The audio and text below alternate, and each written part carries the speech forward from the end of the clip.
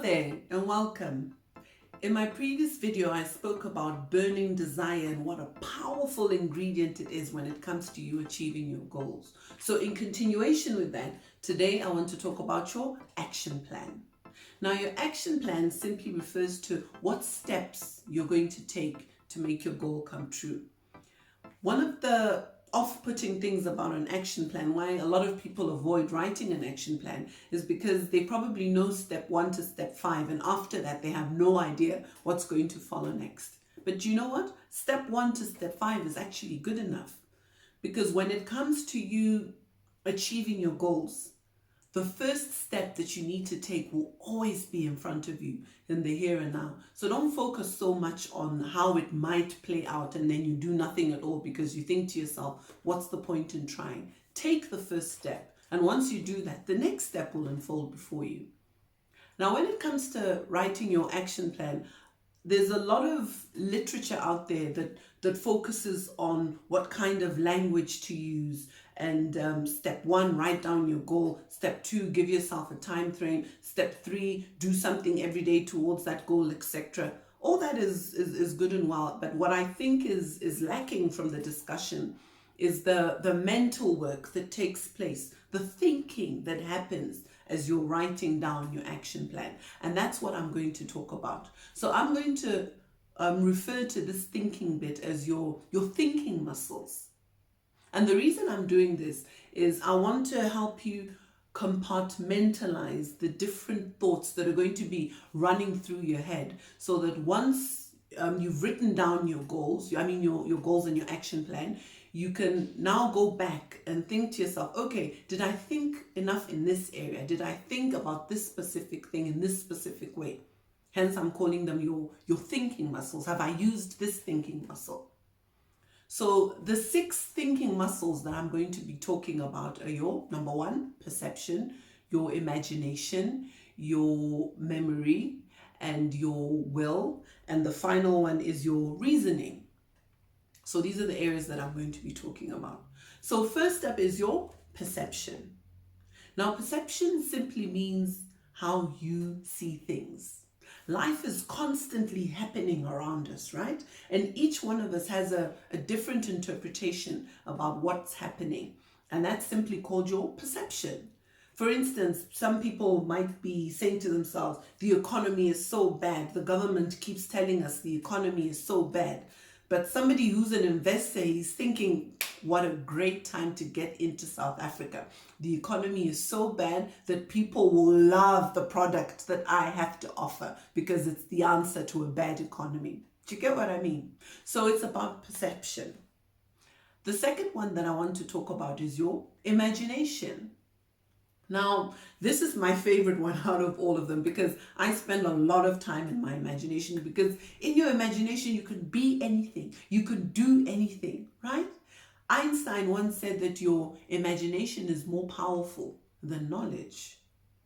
Don't limit your imagination. Allow your imagination to run wild when it comes to you setting up your action plan, because it's in your imagination that you can get tangible steps of what it is that you need to do in terms of your action plan. So allow yourself to think all kinds of thoughts, and from that, write down things that resonate with you, that you feel, wow, that actually makes sense. This is going to be step 3. This is going to be step 5, or whatever step that you want it to be. The next one that I want to talk about is your will. Now, your will is your ability to exclusively focus on something. And this is an important ingredient in your action plan, because without it, you'll get caught up in whatever's happening around you, the excuses, the reasons why you can't do something because you're not focusing yourself, using your will. So your will simply means your ability to focus on something exclusively. Because when you do, everything around you will become dimmer because you know that you've got your eyes on the prize. The next one that I want to talk about is your memory. Now, it's not necessarily your own memory that I'm referring to, but I'm referring to collective memory. Most of the things that have been done, if not all of the things that have been done in the world in relation to what it is that you might want to do, a book has been written about it, probably. And books are not only knowledge, but they're memory of other people that have done that. So they're sharing their experiences, their failures, what they've learned. So make it a point to think about how you can tap into other people's memory. And a great place to start is Google. Like, how do I do this? How do I do that? And you check the results there and make notes from that. Think, okay, this person tried this, it worked for them. I kind of like that idea. So I'm also going to put that in my action plan. So tap into the collective memory. The next one I want to talk about is your reasoning. Now, reasoning in context of what I'm saying is simply conversing with yourself, asking yourself questions. Is this something that I really want to do? When it comes to the action plan, if I've written here that I'm going to be waking up at 5 o'clock every morning to work on my action plan, that's going to be part of my action plan. But you know that 5 o'clock is the time that you have to leave the house. That's not practical, right? So when you reason with yourself, you come up with something that you can start working on immediately. Not something that's so far-fetched and so discouraging to you that you'll probably not even do it. The final one that I want to talk about is your intuition. Now, intuition refers to that still small voice that's always speaking inside of you. I once read a story by a businessman in the United States where he partnered with some millionaires and they were about to bring some amazing products and services to the public in partnership. So they checked the projections and the past financial activity from all the different companies, the legal aspects and so on and so forth, and everything checked out. So his auditors, his legal counsel, his accountant said, "Boss, this is a great deal.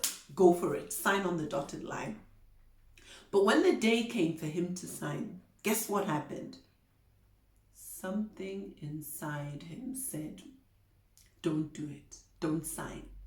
And he tried to fight this voice by saying, "No, but this is a great deal. It could change the projection, the trajectory of my company. I need this deal." But still that voice said, "Don't do it." So when the moment came to sign, he simply stood up and he said, "I'm so sorry, gentlemen, I can't do this." "But why? But why? What's going on?" He said, "Something inside me says, no, I'm really sorry, but I can't." And he walked out. So when he got back to his office, everyone was celebrating, thinking, "Woo, money is coming. Happy days are here." And he said, "I'm so sorry. I didn't sign."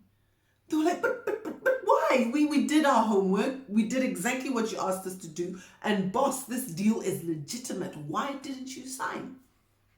And he said, "Something told me not to." And I listened to that voice. Now, months went by and these gentlemen, the ones that he was supposed to partner with, that went ahead without them, they were in the papers, they were living the high life, the company was doing well. And a part of him started to think, "Oh gosh, what did I do? Maybe I made a mistake. Maybe I should have signed." A year went by, and after that, these same gentlemen were all over the media again, but this time it wasn't for the right reasons. There had been some kind of complication, something that all of them had overlooked, and everybody who invested money lost every cent of it. So who do you think was smiling at the end of the day? Of course, it was the gentleman that listened to his intuition. So just to recap, as you're writing down your goals and you're thinking and you're mulling over things in your head, remember, your perception influences how you see things. Expand your perception. The next one is your memory. Tap into your memory, into the memories of others that have done what it is that you want to do. The next one is your intuition. What is your intuition telling you about your action plan? What steps is your intuition saying you should take? Who should you call? What should you write down? What should you be doing in the next 6 months? What's your intuition saying? The next one is your reasoning. Have a conversation with yourself about what it is that you truly want, because a lot of answers are within you. The next one is your imagination. Allow your imagination to run wild and come up with all kinds of ways of doing what it is that you want to accomplish. And the final one that I want to talk about is your will. Focus on your action plan so exclusively. Don't allow anything to hinder you from spending quality time, from writing down your action plan. Until next time, it's goodbye.